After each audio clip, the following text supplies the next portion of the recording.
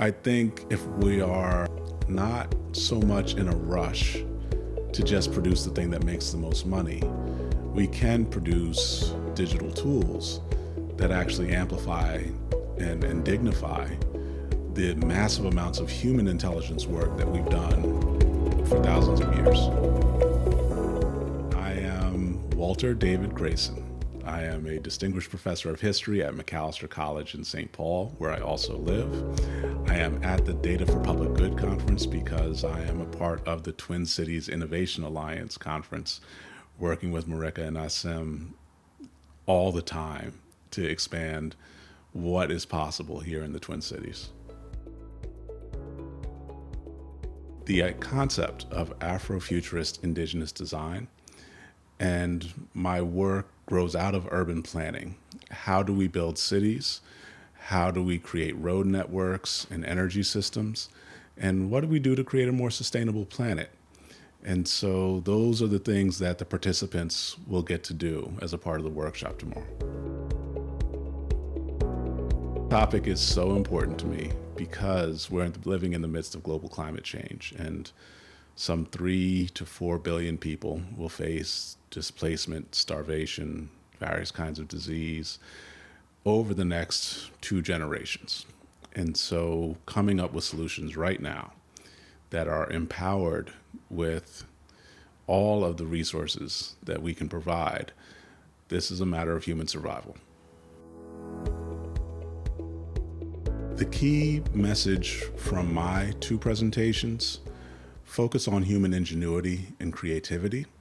So much of the Data for Public Good event focuses on questions of artificial intelligence. And before I ever became a historian, I was a software engineer. I spent more than a decade learning to code and to design games like Assassin's Creed, things that are these immersive, interactive platforms. And that led to me working with Marvel Comics from 2001 to 2008, where I got to create the blueprint for Wakanda that showed up in the Black Panther movies. And so that kind of work, as fun as it was for me, is now vital for everybody to reimagine what their communities look like, what kind of houses they live in, what kind of transportation they use. How do we begin to imagine our food and our energy systems more creatively in a world that is insecure?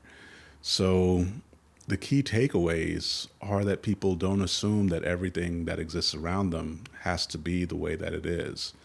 That's the practice that's going to come from the conversation tomorrow, that you don't have to sit in your car for whatever amount of time you need every day to commute from place to place.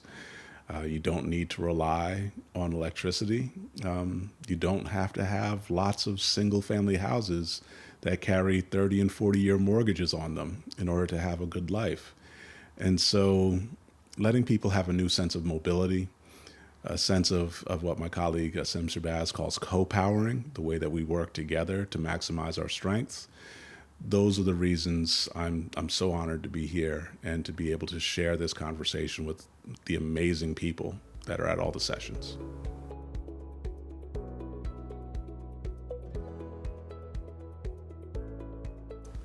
So one of the areas that I spend a lot of time presenting on and discussing focuses on the most important pieces of this moment. And that's what we're really focused on. Is too often we feel like change is over the horizon, or we have to wait for some opportunity to come. And as I leave the session I was just in, it's no, we can no longer wait. We must take action right now. And for me, the skill set comes out of what I call critical media studies and media ecology in particular. Media ecology is derived from Neil Postman, Marshall McLuhan, to a lesser extent, Stuart Hall. And it's a way of decoding all of the disinformation, the misinformation that we're presented with in a world that's swallowed by all kinds of data around us.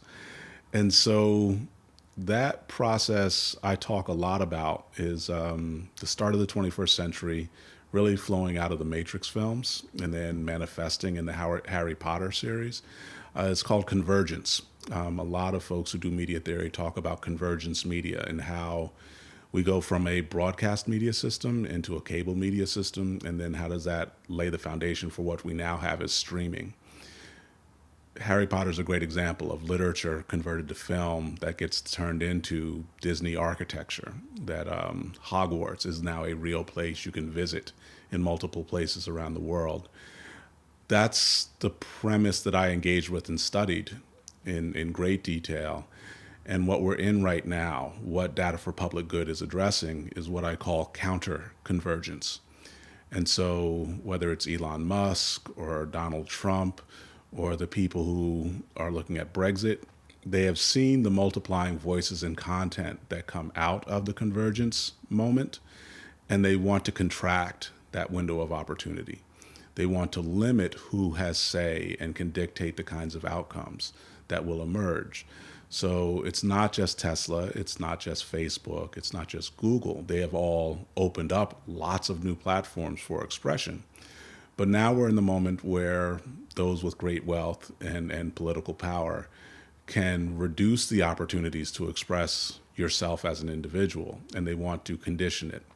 And I would say this is really important. It reflects something that happened at the end of the 19th century into the early 20th century that a very famous historian is Robert Wiebe calls the search for order.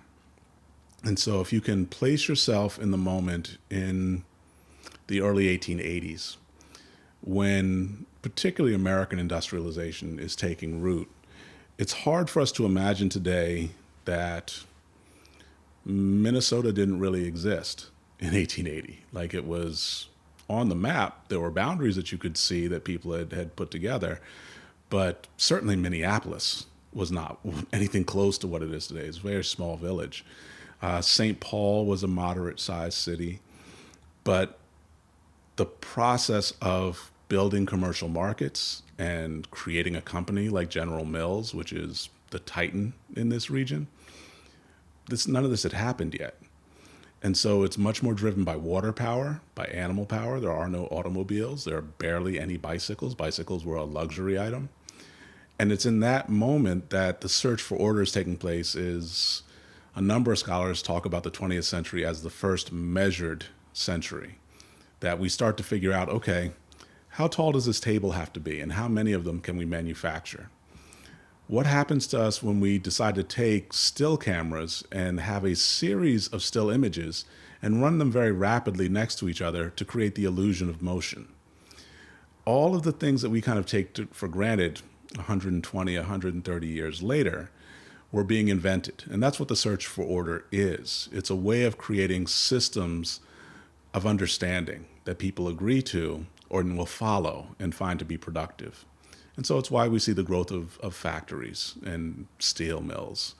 The way that we construct our world is happening right now. That's what counterconvergence is to say we have all of this capacity.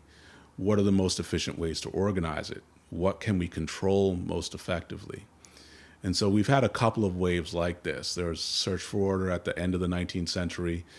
We get a real fight over the search for order in the wake of the civil rights movement through the late 1960s and early 1970s. It's why we get mass incarceration and the prison industrial complex. It's an attempt to impose on people who gets rewards, who gets punished, and why. And so that's the moment we're in right now, where whether it's China or Russia or Brazil or Ukraine or the United States or Great Britain, there are just massive debates about what the ongoing reward structures are going to be. How do we have to exist within them? And then who do we punish for not behaving in the ways that we, as authorities in shaping this, approve of?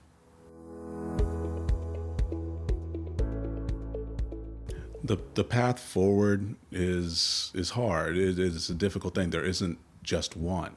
And that's one of the most difficult things for us to grapple with.